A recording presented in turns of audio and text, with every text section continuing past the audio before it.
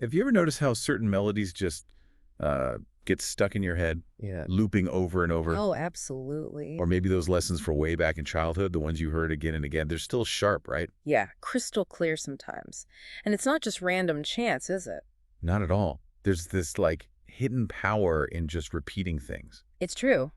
And what's really compelling is how this simple act shapes, well, not just our memory, but how we actually build knowledge. And even our beliefs, which is kind of wild. Exactly, our deepest beliefs. So today we're doing a deep dive into this whole world of repetition. Our mission really is to cut through maybe the idea that it's boring or just rote. Right, because it's actually this brain transforming practice. Yeah.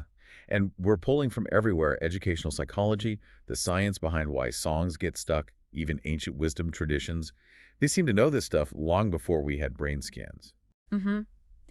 We've looked at a lot of research, expert insights, and they all point to this power of revisiting ideas, sounds, facts. It literally embeds them in your mind, reshapes things. Okay, so let's dig in. Where do we start? Maybe just how basic repetition is for learning anything. That's the foundation, really. Think about a kid learning the alphabet. Right, the ABC song. Exactly. It's usually not a one-time thing. It's that daily singing, often playful, Yeah, totally. and that consistent repetition turns these abstract symbols, these letters, into something concrete. Builds confidence, too. And the cognitive science backs this up completely. Oh, absolutely. Repeated exposure definitely strengthens memory. But there's a key bit here. It works even better when the repetition is spaced out over time. Ah, the spacing effect. I've heard of that. Yeah, so it's not just about hitting it over and over again in one go. It's letting the brain kind of consolidate in between. It's demonstrably more effective that way. Yeah, it makes so much sense. And there's that psychologist, Daniel Willingham. He had that really interesting idea about memory. Right. Memory is literally the residue of thought. Yes, that one. It's not just passive exposure, is it? No, not at all. He argues we remember what we think about. So the more you actively revisit an idea, mull it over. The deeper it sinks in. Precisely. He used that great example of the ice cream shop. Oh, yeah, tell that one. Well, you might walk past one, and maybe you really noticed the decor, the light fixtures, you thought about how they looked. Okay. But later, you might completely forget what flavor you actually ate. Huh. Because you didn't think about the flavor as much. Exactly. You spent more mental energy thinking about the ambiance, so the more you engage, the more you think about something, the better you remember it. Repetition gives you more chances to rethink. Which creates more, like hooks to grab the memory later. Retrieval cues. That's the idea, Yeah. which leads right into things like retrieval practice in school. Yeah, like flashcards or quizzes. Mm-hmm.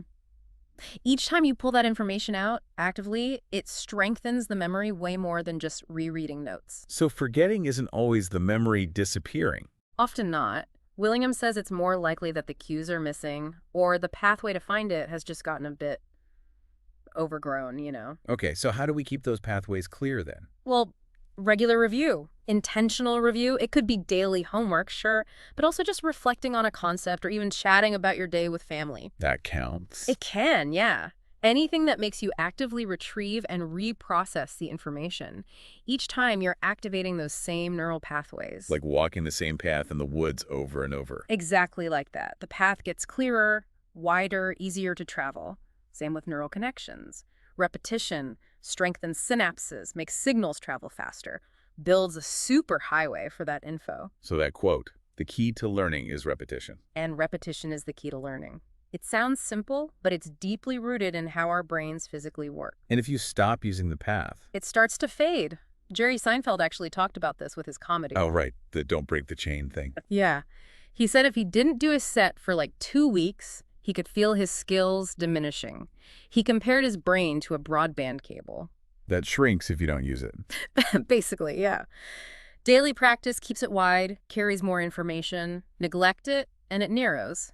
His method was writing one joke every single day and putting a big red X on the calendar. Creating that visual chain. Right. That consistency wasn't magic. It was just, reinforcing the wiring. Yeah. Building expertise through small, steady steps. Okay, so repetition is huge for learning facts, skills. Makes sense.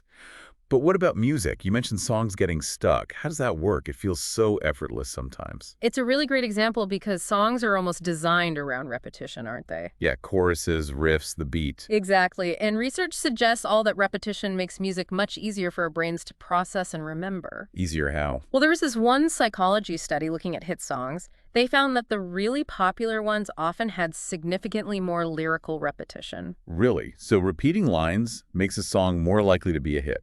It seems linked, yeah. Oh. More repetition leads to greater processing fluency. Processing fluency. Okay. Meaning our brains just find it easier to handle, less work. That's it. The more something repeats, the less effort our brain needs to recognize and anticipate it, and our brains tend to like things that are easy to process. Ah, okay. So that's why jingles work and nursery rhymes. And pop hooks, they repeat key lines or melodies until they're completely lodged in your mind. Music and memory have this really special connection. Is there deeper neuroscience going on there too, beyond just liking what's easy? Oh, definitely. Studies show our brains reward this repetition with a feeling of familiarity, that fluency we mentioned. It literally feels more harmonious.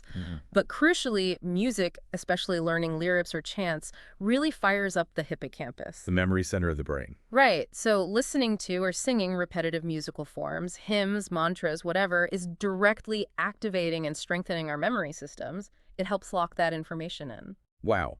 Okay, so when you think about ancient practices, like Psalm 1, mentioning meditating on law day and night. Or Colossians 3, suggesting letting teachings dwell richly through psalms, hymns, spiritual songs. They were onto this, using music and repetition to embed truths. It really looks that way, whether it's chanting sacred texts in Hinduism, reciting prayers. The repetition wasn't just mindless. It was understood as a transformative practice, a way to deeply internalize things. Which leads us right into mantras and chants. Exactly. Across so many traditions, Hindu curtains, Buddhist chants, Christian hymns, Jewish prayers, repeating a word or phrase is a core practice. It's meditation, but it's also learning. And modern science is actually validating this now. Increasingly, yes. It's pretty remarkable. Research is showing that mantra meditation isn't just about feeling calm. It can physically change brain structure and function. How so? Well, reviews of studies show benefits for mood, sure, but also for cognitive function. Like memory? Yes. There was one trial, quite compelling actually, with memory loss patients. They chanted a specific mantra for just 12 minutes a day for 8 weeks. Okay, what happened? They showed measurable improvements on memory tests. And brain scans showed stronger activity in the hippocampus, that memory hub again. Wow. And another study found it boosts blood flow and connectivity in brain areas vital for memory and attention. So it's physiological. It's real change. So psychologically, what's happening when someone chants a mantra? Well, the repetition itself tends to draw all your attention. It can quiet that constant inner chatter, that train of thought. Yeah, that voice. Right, and the mantra replaces it, becoming a sort of guidepost for the mind. Over time, it shapes your focus. I read about a psychiatrist who saw clients become calmer, more open to healing after starting mantra meditation. It fits. The brain tunes into what's repeated. Dr. Janice Vilhauer put it nicely. She said, mantra meditation activates brain areas, including the hippocampus. Essentially, your brain gets reshaped by what you chant and how often. And this isn't just for spiritual stuff, right? It applies more broadly. Absolutely. Think about secular psychology. Repeating affirmations, or even just your goals for the day. They're like personal mantras. Ah, okay. Like visualizing success in sports. Exactly. Or therapists giving cognitive homework, repeating positive self-statements. It works because when ideas are repeated, our brain starts flagging them as familiar, important, and eventually even true. Is that related to the illusory truth effect? Precisely. That's the cognitive bias where we tend to rate repeated information as more truthful just because we've heard it before. It feels familiar. So repeating good ideas helps us believe them more deeply. Yes. But the flip side is it can also make false information seem more credible if it's repeated enough. So critical thinking is still crucial. Right. Got to be careful. But used well for reinforcing facts or positive values, it's like a brain hack for building belief. Okay, so let's pull these threads together. Repetition seems to be this powerhouse for learning, memory, even belief. Across the board, yeah. Education, cognition, psychology, spirituality. Scholars agree repeated exposure makes things stick, makes them feel true, even. It's why consistency is emphasized everywhere, from ancient philosophy to modern coaching. Our minds are sort of shaped by what we hear most often. You could definitely say that, like, vessels filled by the input we receive. So for parents, teachers, the takeaway is, It's a huge opportunity. Reinforce lessons, but use varied repetition. Don't just drill. Use stories, songs, games, weave it into make routines. it engaging. Exactly. One expert talked about sharpening truth in young minds, like a stone honing a blade. Each thoughtful repetition makes the idea keener, deeper. So reciting a principle isn't just reciting.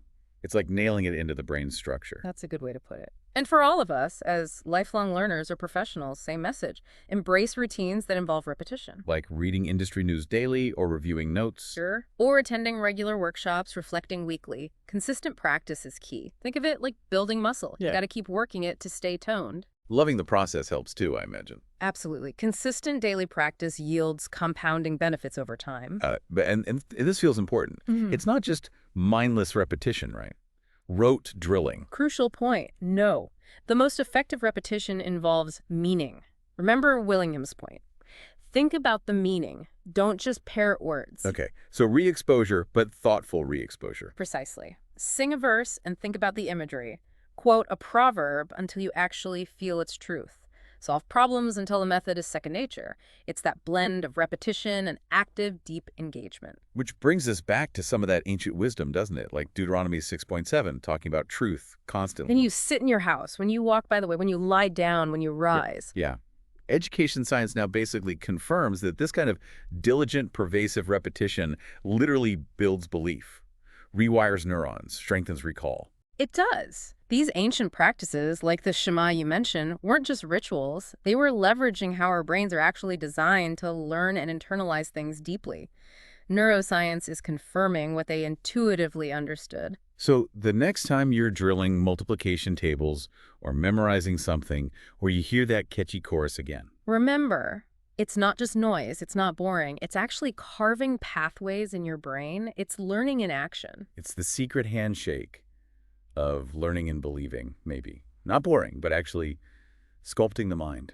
That's a great way to think about it. Intelligent sculpting. Well, hopefully this deep dive has shed some light on this often overlooked superpower. We hope so. Maybe try a little experiment this week. Take something important, a fact, a skill, some piece of wisdom you value. And do what with it? Repeat it somehow each day, but maybe in a different way. Speak it, write it, sing it, meditate on it. And just notice what happens. Notice how your understanding changes. Maybe your conviction grows. See how your brain adapts.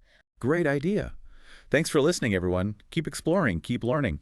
And remember, the truths we thoughtfully repeat often become the truths we live by. So make those repetitions count. Each one is a step towards wisdom.